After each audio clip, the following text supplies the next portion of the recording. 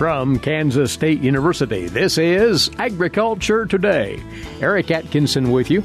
Ahead today, K-State's Mike Tokach and Joel DeRouchey will talk about a new K-State feeding trial aimed at slowing the growth of finishing pigs to prevent backlogs of market-ready hogs, such as occurred this spring with the packing plant shutdowns. They've identified a holding ration that serves this purpose. Also today, K-State's Dorivar Ruiz-Diaz looks at in-season nutrient management for grain sorghum, the emphasis on side-dressing nitrogen there.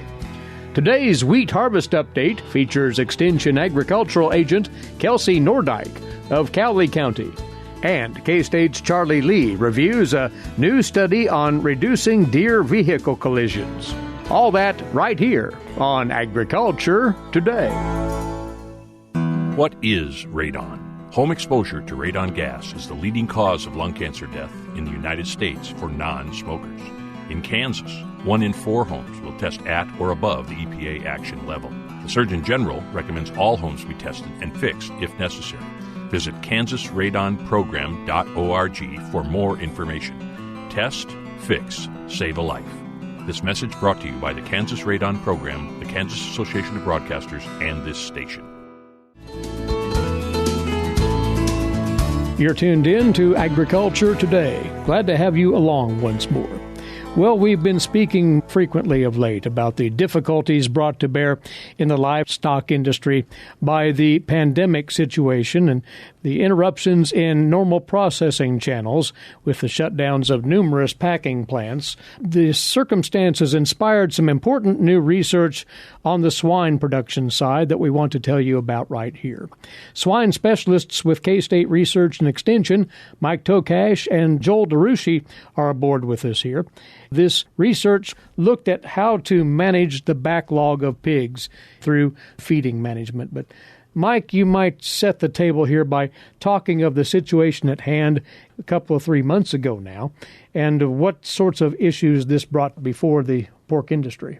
Well, as many are aware, that we had some illnesses that occurred at some of the processing plants that made some of the plants close and others operate at a much reduced capacity, and that led to a backlog of pigs. The pigs that were ready to go to market had to be slowed in growth or tried to find a way to market them through other channels, and unfortunately, in some situations, forced producers to make the difficult decision to euthanize some pigs as they got too heavy for their normal marketing strategies.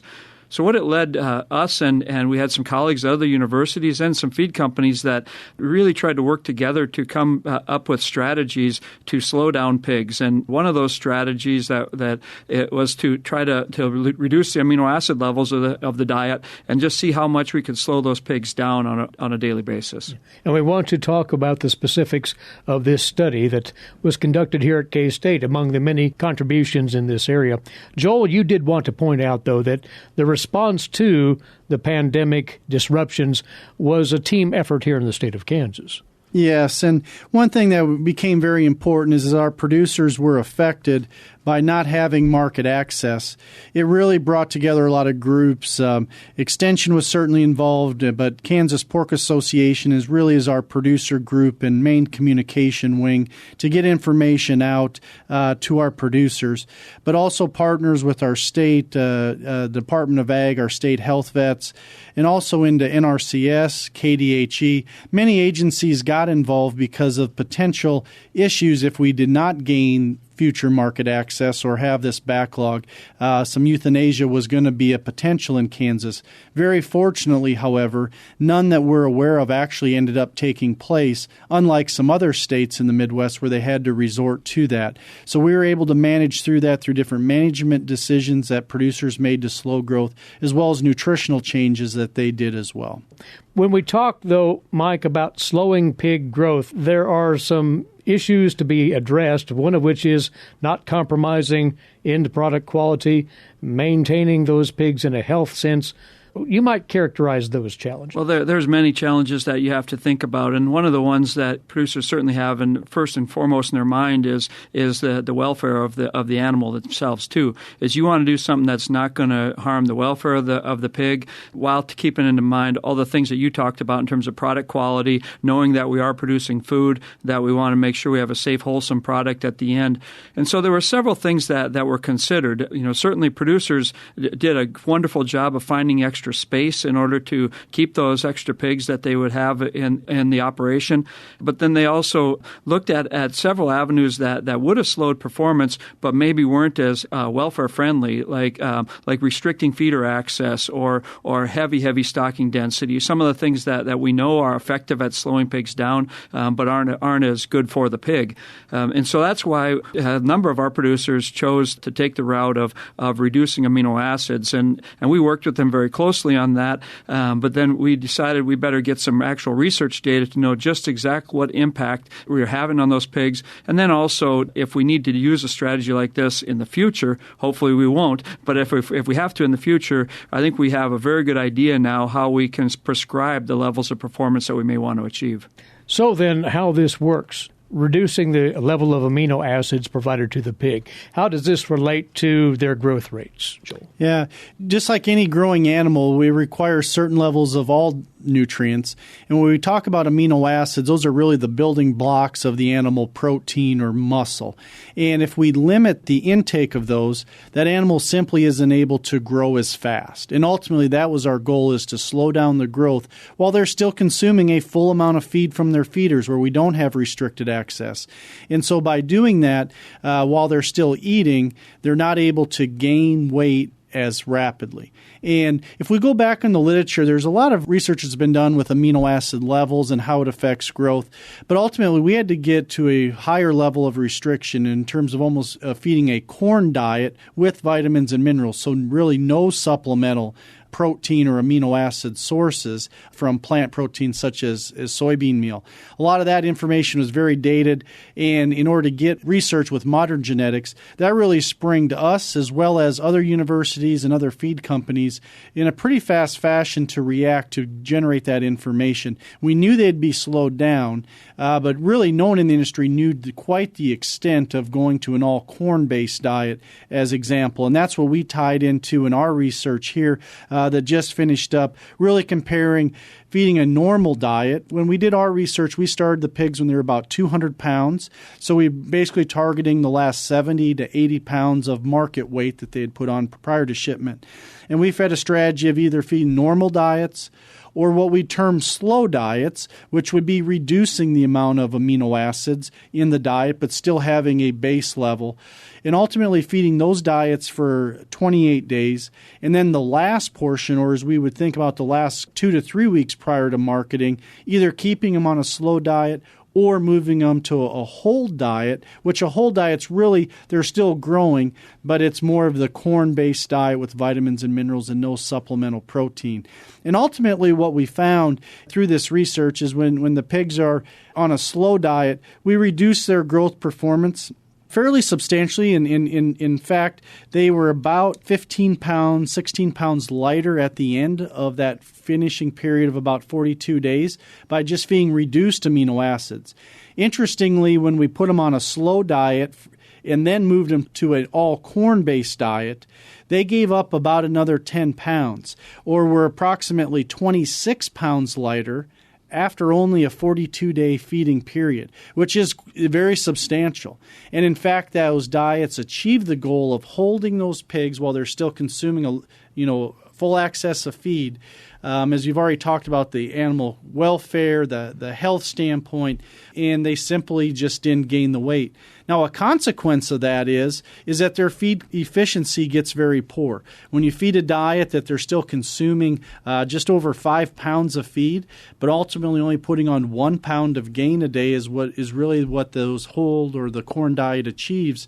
Their feed efficiency is very poor compared to a normal fed pig whose feed conversion is just over about 3 pounds of feed to 1 pound of gain. And so again, some trade-offs, but we're able to accomplish slowing those pigs down. down. So you can buy some time through this approach, but Mike, to what Joel is suggesting there, you're losing feeding efficiency. In dollars and cents terms, is that a concern? Well, it is obviously a concern that you want to feed pigs as cheaply as possible. But when you're in a situation where you can't take those pigs to market, but they're already getting close to market weight, what your goal is to minimize the cost of keeping those pigs around another day.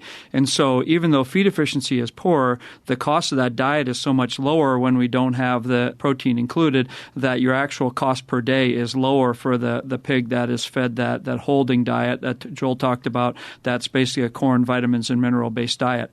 What we were able to do in this study is it showed us that in this short-term period before market, we were able to buy about 3.5 to 4 weeks of extra time that we could market those pigs over. And as many of us know, that was really crucial when we were going through some of these slowdowns in our packing plants, is buying that extra 3.5 weeks allowed our producers to take those pigs, keep them on the farm longer without getting them too heavy and still fit into a packer window in terms of the right weight ranges. And have to ask you, in following through then, will there be evaluations on product quality from these pigs at some point? Well, right now we have these pigs actually just went to market this morning, and we'll get all the carcass data on them in terms of back fats and loin areas, and so we'll know how those aspects come out. Well, unfortunately, with how tight the packing plants are right now in terms of keeping the product moving, we're not able to collect any of the eating quality traits from these pigs. We wouldn't expect any negative effects on eating quality in this short-term application. What we're really interested in seeing is how much we've changed fat deposition and protein deposition, which we'll have a measure of. Well, important work, and Mike, you said it earlier, hopefully this will not have to be employed again as a stopgap measure for producers to keep pigs productive, but yet not have a backlog building up on the operation. So you hope that this can be tucked away for a rainy day. That's exactly right. And obviously, we don't know what's going to happen for the remainder of this year. We know that our packing plants, based on the number of pigs that are already on the ground, are going to be very tight this fall. And so we're hopeful that we don't have any hiccups in terms of the processing capacity, but we will be ready with a strategy if we do.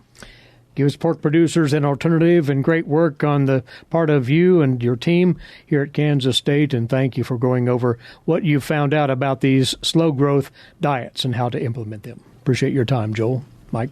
Thank you. Thank you, Eric. They are swine specialists with K-State Research and Extension, Joel DeRouchey and Mike Tokach. And we'll be back with more on the K-State Radio Network. Did you know every Kansas farmer feeds 128-plus people? Kansas farmers are hard workers, dependable, authentic, and sensitive. Not only do farmers put food on your table, but they put clothes on your back and fuel in your car. For more information about Kansas farmers, visit K-State Research and Extension online or stop by your local extension office. This message has been brought to you by the K-State Animal Sciences Leadership Academy participants. Continuing on now on this Agriculture Today, some thoughts for you grain sorghum producers out there whose stands hopefully are coming along decently now, out of the ground and growing. Nutrient management considerations for sorghum in season with Dorivar Ruiz-Diaz. Dorivar is a crop nutrient specialist with K-State Research and Extension, and he was with us here just a few days ago looking at in-season corn nutrient management. Dorivar, you think that producers could think about what more they might want to do for that sorghum in a nutrient management sense? Yes, Eric. And as you mentioned, sorghum is a crop that obviously develop a little bit later in the season, and nitrogen applications, for instance, could be in many cases more efficient. Actually, we are planning to do more in-season application of nitrogen. In the case of corn, oftentimes we'll do fall applications of nitrogen or early spring, but of course the development and nitrogen uptake happens much earlier. In the case of sorghum, it's a good practice to think about in-season applications. Citrus applications is definitely a good option there, and we can definitely improve efficiency if we're thinking about that type of management. So one would be spoon-feeding nitrogen to sorghum at this point in time, but how much to apply, whether or not to apply, what are some considerations that go into that, Dorivar? Yes, and of course, in this case, we are thinking about yield potentials. We already have those on hand, basically, when we start the season. What will be the application rates that we expect to apply? The key here is really how, like you mentioned, how we can spoon feed these and improve efficiency. And we do have a few considerations there in the case of nitrogen. The nitrogen sources is one of those that we need to keep in mind. And typically, when we're doing side dress in-season application, more often would be urea or UAN liquid fertilizers. And one thing that could be particularly important in this case, if we're using urea or UAN, obviously we have urea in each of these as a nitrogen source, and volatilization could be a concern, especially if we have higher temperatures. And if this fertilizer is going to be sitting on the surface, we really need to be thinking about the use of possibly urease inhibitors to minimize any potential volatilization losses that we may have in that kind of situation. So that's one thing that we need to pay attention to. Obviously, ideally, we want to inject this fertilizer if you're using UAN, of course, injected side dress. That would be quite efficient and will take care of any potential volatilization issues that way. So that's one thing that could definitely improve efficiency. Again, if we are broadcasting urea, I would definitely consider using urease inhibitors in the case of sorghum because of the higher temperatures we have. Windy conditions are conducive to essentially driving that volatilization process quite significant in some of those days. Again, especially if we don't have rainfall to incorporate that nitrogen in the soil. Now, another thing that we need to also keep in mind here is that oftentimes we may be dealing with heavy residue systems, especially if we have minimum tillage systems, and which is a good thing. However, from the nitrogen standpoint, of course, we do have another factor, which is the potential tie-up problems that we may have with nitrogen applications. So again, placement in this case is very important. If we can inject that nitrogen, is usually better.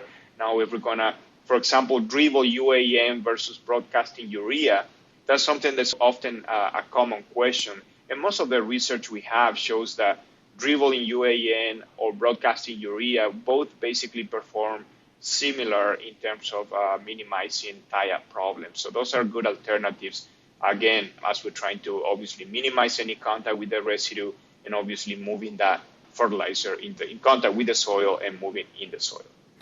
Now, other things to think about, Eric, also, we can take advantage of this time of this application to think about other nutrients. And one of those is chloride. That's one nutrient that we see over the years. We see pretty consistent benefit in the case of sorghum. And again, in the case of chloride, we have a few different options for sources. It can be a liquid source. Is very common. It's a source that we can easily mix with UAN in this case. And again, if we're doing side dress with liquid, we can easily apply some chloride with that application. We also, of course, have potassium chloride, which is going to be typically the cheapest source for chloride. It's a dry fertilizer, and again, that will also be a good option. Even for this time of the year, again, it's highly water soluble. So as long as we have a rainfall in the next few weeks, that chloride source should be soluble and moving into the soil. Remember, chloride is a mobile nutrient in the soil. So again, that should move in the soil and be available. Most of the research we've done over the years shows that we don't need very much. Typically, no more than 20 pounds is all we need really for chloride application. And I want to emphasize also, it seems like the most consistent yield response to chloride tends to be in the central part of the state, around Salina, that central corridor in the state. If we go further west, typically we don't see a huge response there because it's just we are talking about much drier conditions, and we don't have a significant movement of that chloride in the profile. So again, that chloride tends to cycle back and stay there, and so we don't tend to see a huge response there. Also, we have to keep in mind that chloride is one nutrient that is a key component to basically improve the overall health of the plant, and essentially helping with fungal disease suppression and so on. And so again, if we have drier conditions, obviously we do have less disease pressure as well. So again, typically in the central part of the state, we tend to see more consistent benefits to chloride. Of course, all of these based on soil tests. Ideally, we do have that information in place, and typically that soil test is a key evaluation works pretty well for chloride, and again, also for nitrogen if we do have that information in place. Several days back when we discussed corn in-season nutrient management, brought up the option of foliar applications of nutrient. Same question for grain sorghum. Is there worth in looking at that alternative? This is a very good question, Eric. And in the case of grain sorghum, one thing that's quite different is that sorghum can be very susceptible to micronutrient. In high pH scenarios, we tend to see very consistent iron chlorosis problem. And this is really more for producers, obviously, for the west in the state where we do have high pH soils. They do deal with this issue every year, the iron chlorosis problem. So this is something to think about. We've done quite a bit of work looking at iron application fertilizers, either foliar, in-furrow, variety, hybrid selection as well. And all of these are basically tools that we have to deal with iron chlorosis problems. The results we have show that the most benefit to manage iron chlorosis in sorghum typically comes from in-furrow chelated iron application as well as hybrid selection. So those are typically the main ones that we need to be looking at. Obviously, at this point, we already make a selection in terms of the hybrid that we are using. We're planted already that sorghum. We are not able to do any chelate in-furrow application. However, foliar application is one option for chelated iron sources. It is helpful, but like I say, again, it's not something where we see the most benefit in terms of yield benefits, in terms of yield increase. So again, in terms of all the different options there, foliar application is something that can help in high pH soils. But again, we will not typically see the level of yield increase that we will get from hybrid selection and in-furrow iron, chelated iron applications. Dorivar, you mentioned before we went on the air today that there were quite a few questions arising from producers last year about the nutrient availability to their grain sorghum stands later on in the season because of prolific growth and good conditions which pushed those plants along. Was there enough to carry them through to full productivity? Any thoughts on that as we look to this growing season? That's a very good point, Eric. And again, last year we did have many cases where we're basically getting close to heading, and we start to see some nitrogen deficiency start to show up. And a lot of this, again, is just because we were not putting enough nitrogen. And we did have the conditions last year in many cases for higher yield potential and plant growth. Many cases last year, what happened is around heading time, we did see some of that kind of situation. And in some cases where we were able to apply nitrogen at that point, we still got some benefit. So in other words, to the point of how late we can maybe go as we are monitoring how things develop this year, I think we can easily go up to that heading point and still do some applications and still get the benefit. Of course, there are a few things to keep in mind there. One of those is, of course, we need to get some rainfall to move that nitrogen in the root zone, and that's a key factor. Another thing that we deal with a little bit last year is how to minimize any potential damage from that nitrogen application. And most cases, typically using drops, being able to dribble UAN between the rows and close to the soil surface, take care of that issue. So there are ways to do it. Again, and if we do have the conditions, it's definitely something that I will consider. We'll definitely get the yield response if we do have the moisture moving forward. Producers, take another look at your in-season nutrient management for that grain sorghum stand and maximize its potential yields. And for this input, Dorivar, we appreciate the comments, and we'll talk again soon. Thank you. Crop nutrient specialist, K-State Research and Extension, Dorivar Ruiz-Diaz, our guest on this part of Agriculture Today. Social distancing slows the spread of coronavirus, so if you have a fever, dry cough, and shortness of breath, call your healthcare provider before going in. More info at coronavirus.gov. Let's all do our part, because we're all #alone together. Brought to you by the Ad Council. Agriculture Today continues on the K-State Radio Network. Eric Atkinson with you, and with our next installment on the wheat harvest progress in Kansas. Once more, we're visiting with county and district extension agricultural agents around the state and getting their take on harvest results from the cutting so far. And this time we're going back down to the southern border of Kansas and talk with Kelsey Nordyke. Kelsey is the agricultural agent in Cowley County, and there was a rain interruption in your harvest. You say, Kelsey, you were motoring along, or at least your producers were, quite well, and then there was a brief break. Yes, that's correct, Eric. We had started harvest about a week and a half before we got the rain, and the rain started last Thursday night and continued through Friday, so that gave everybody a little bit of a break and a little bit of time to catch up, and I think they're ready to get back in the fields now. Well, up to this point, prior to this break in harvest, how much progress had been made, Kelsey? Just about everything south of Highway 160 has been cut. We're about 2/3 finished for the county. The western half of the county is significantly ahead of the eastern half of the county. They started about 7 to 8 days prior to, and we just got started with the eastern half of the county last Tuesday or Wednesday, and also up near Rock, Kansas, started around Wednesday. So we've got the northern and the eastern half to go, and then we should be finished within the next week. So you have enough in the bin now that you can talk, at least in generalities, about yields and test weights and what have you. What can you report to us here? Well, I had one producer that shared with his daughter, and he's an older producer, that this is a harvest of a lifetime. So we're hearing great things about what the harvest has been so far, test weights of 63 plus, and so test weights have been phenomenal. And I heard from one producer a range of yield from 38 to 70. So yields have been really good, and we are set to have excellent weather for the next week. So this is a result of good growing conditions, apparently. What do you think was the difference maker with this productive a crop? I think we got the moisture we needed at the right time. And then in particular, in that May period, we had cooler weather, but not too cool, and we got just enough moisture that filling period allowed those heads to fill well. And then it turned off dry, and we got some wind to dry everything out and get us started. And were diseases much of a problem at all then?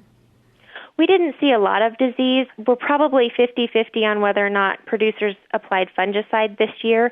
We did see in our variety plot just a little bit of stripe rust early in the season, but that was just in one particular variety. So no, we've not had a lot of disease this year, and we've been really blessed with that.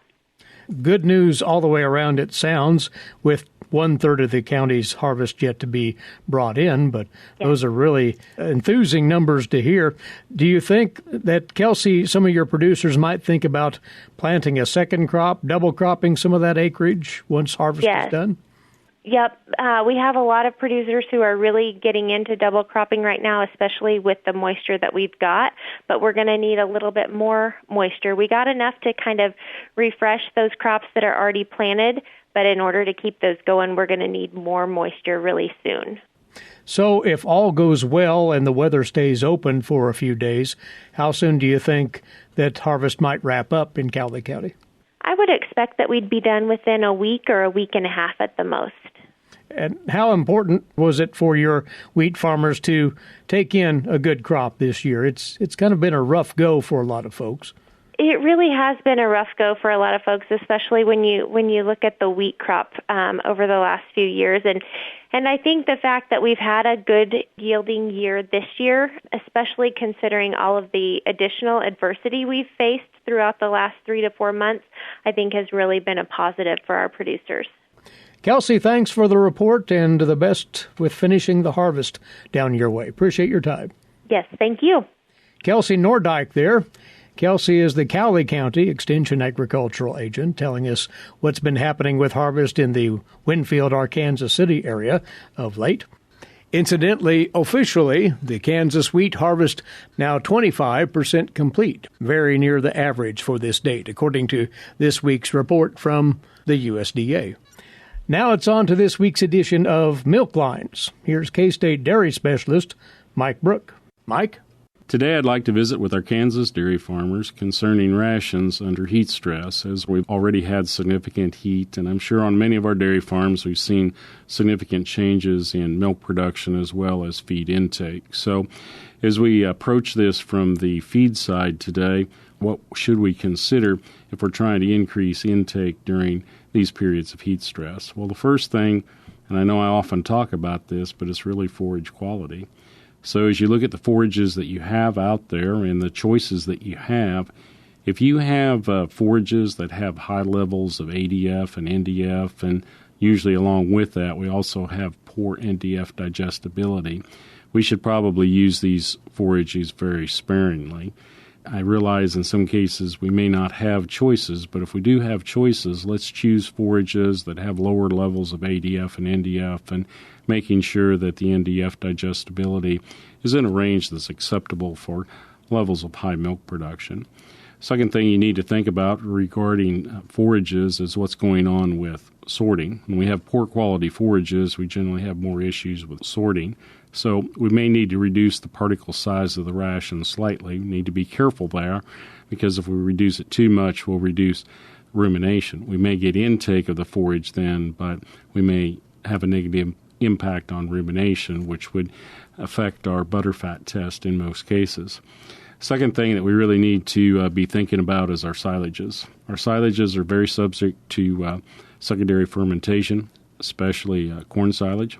So if you're not on a regular basis, if you don't check the temperature of the ration in the bunk, you need to start doing that. I would encourage you to check the bunk 4 to 8 hours after the feed has been delivered. You can check it with your hand, and that's a quick way, but if you have a thermometer, you might want to take the thermometer with you as well.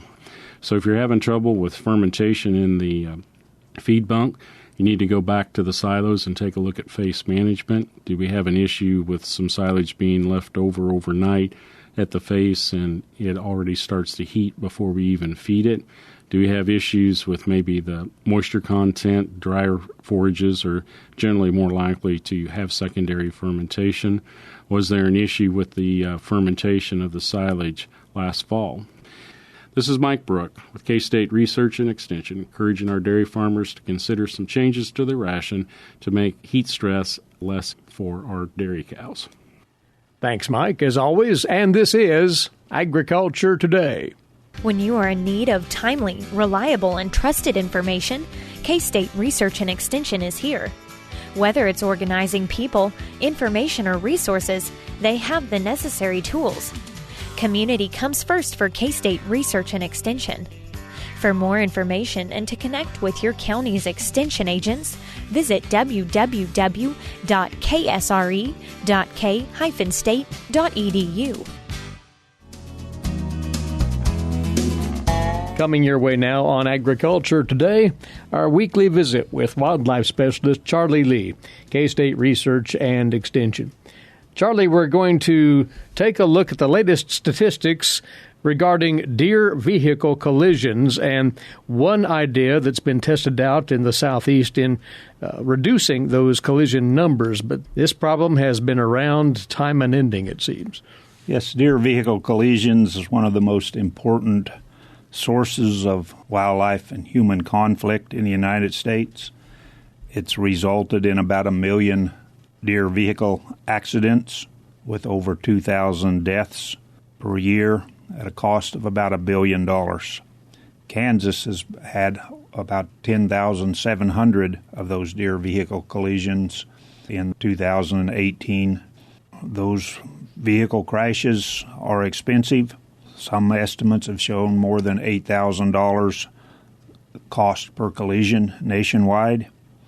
Consequently, we need to understand and predict how these deer vehicle collisions can be prevented.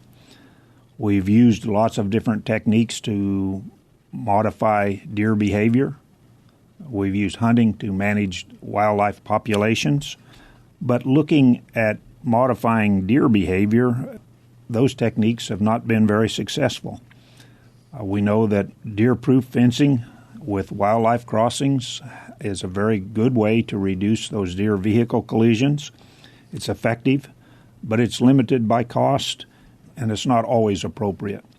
However, research on white-tailed deer suggests targeting the matriarchal or the female social group can be an effective means of dealing with localized populations. Now, the female deer and offspring have a much smaller home range and reduced area, so removing that very localized population is a very effective way of getting the results that you need, although that technique is not without its own problems. So sharpshooting, or having paid professionals remove these localized groups of deer, seems to be a process that's worked in urbanized situation, but it's not really been tried in more rural populations.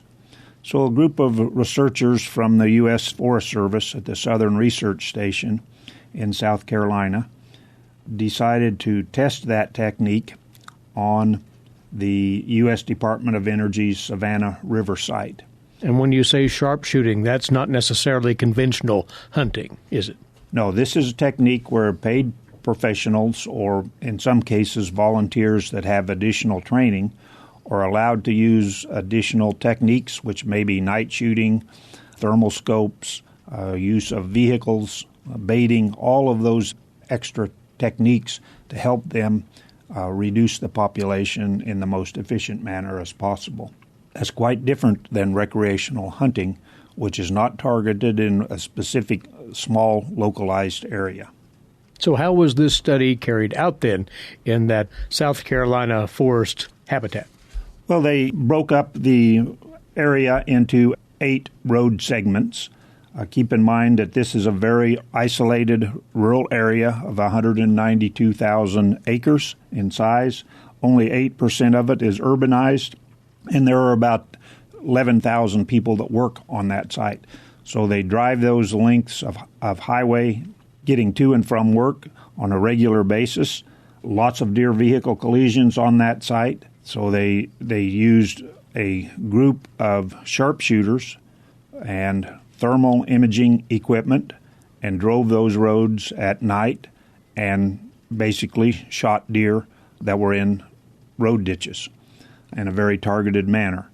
The number of deer that were taken on those road segments was 154 in the first year and 88 in the second year. That doesn't seem like a lot of deer harvested, but keep in mind this is an area that harvests about 1,200 deer per year over that entire area. So they're harvesting certainly a much higher rate in an area where the damage is occurring, which is one of the keys to solving wildlife problems. Focus the management technique in the area where it's most needed, which is what was done in this situation. The deer carcasses then were delivered to a processor who packaged the meat for a food bank for distribution to local charities.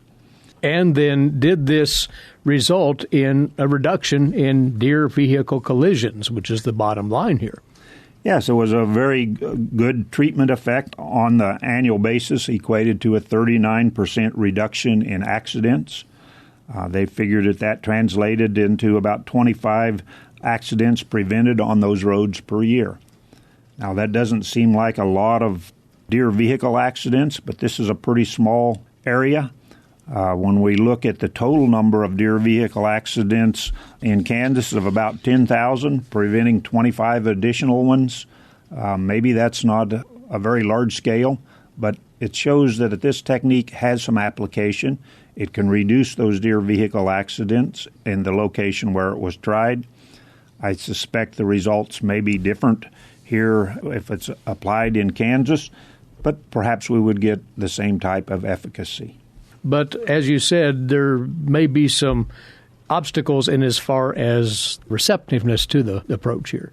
Yes, I suspect there would be some resistance by recreational hunters to have sharpshooters removing deer. But until we come up with ways to manage deer behavior, including fencing and perhaps changing the vegetation in some of these roads right-of-ways, those right-of-ways are a very desirable resource for deer, particularly in the spring. And as those plants start to senesce and die off in the fall, they're not quite as valuable then.